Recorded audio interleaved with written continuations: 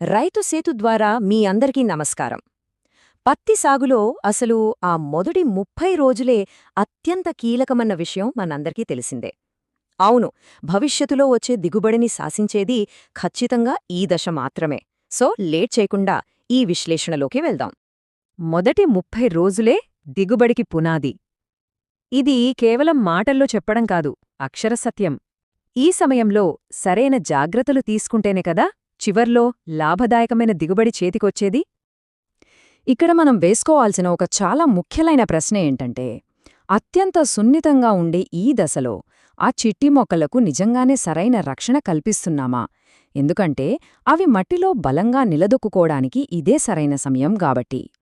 ఒకసారి ఈ టైంలైన్ గమనించండి. విత్తిన మొదటి 3 రోజుల్లో కలుపు మందు కొట్టాలి. ఆ తర్వాత కరెక్ట్గా 15వ రోజుకి కలుపు ఉధృతి పీక్స్కి వెళుతుంది. ఇక 30వ రోజుకు మొక్క ఒక కీలకమైన మైలురాయికి చేరుకుంటుంది. సరే, ముందుగా విత్తనం నాటిన వెంటనే వచ్చే మొలక, అలాగే కలుపు సమస్యల గురించి చూద్దాం. కొన్నిసార్లు పాత విత్తనాలు వాడడం వల్లగాని, లేదా నేలలో తేమ ఎక్కువగా ఉండటం వల్లగాని మొలకలు సరిగ్గా రావు, ఎగుడుదిగురుగా వస్తుంటాయి. అందుకే దాన్ని నివారించడానికి ముందుగానే విత్తన శుద్ధి చేసుకోవడం ఎంతైనా ముఖ్యం.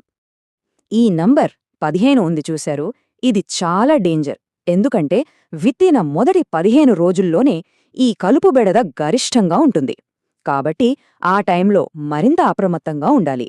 మరి కలుపు రాకుండా ఉండాలంటే పెండిమెథలిన్ 30% ఈసీ వాడాలి. మార్కెట్లో స్టాంప్ ఎక్స్ట్రా లేదా పెండిగోల్డ్ లాంటి మంచి బ్రాండ్స్ అందుబాటులో ఉన్నాయి. అయితే ఇక్కడ గుర్తుంచుకోవాల్సిన విషయం, విత్తనం వేసిన 1 నుంచి 3 రోజుల్లోపు మాత్రమే దీన్ని స్ప్రే చేయాలి. ఇక ఈ కలుపు గండం గట్టెక్కాక సాగులో ఎదురయ్యే మరో పెద్ద ప్రమాదం రసం పీల్చే పురుగులు. ఇక్కడ చూడండి, తామర పురుగులు, పచ్చదోమ, తెల్లదోమ ఇవి చేసే నష్టం అంతా ఇంతా కాదు. ఆకుముడతలాంటి లక్షణాలను బట్టి యాక్టారా, కాన్ఫిడార్ లేదా ఒబ్రాన్ లాంటి మందులను కరెక్టుగా ఎంచుకోవాలి. ఇంకో ముఖ్యమైన విషయం, మందు ఏదైనా సరే ఉదయం లేదా సాయంత్రం పూట మాత్రమే స్ప్రే చేయాలి సుమా. ఇప్పుడు మొక్క అంతర్గత ఆరోగ్యం అంటే తెగుళ్ల నివారణ మరియు పోషకాల యాజమాన్యం గురించి తెలుసుకుందాం. ఇది చాలా సింపుల్ అండి. ఫస్ట్, పొలంలో నీరు నిలవకుండా చూసుకోవాలి. సెకండ్, తెగుళ్లను ఆపడానికి కార్బెండజిల్ లాంటివి వాడాలి. ఇక థర్డ్, మొక్కకి బలం రావడానికి మల్టీప్లెక్స్ లేదా ఆగ్రోమిన్ ద్వారా సూక్ష్మ పోషకాలు అందించాలి. ఇవన్నీ నేలలో తగినంత తేమ ఉన్నప్పుడే బాగా పనిచేస్తాయి. అయితే మనం కొట్టే మందులు 100% పనిచేయాలంటే ఖచ్చితంగా పాటించాల్సిన కొన్ని గోల్డెన్ రూల్స్ ఉన్నాయి.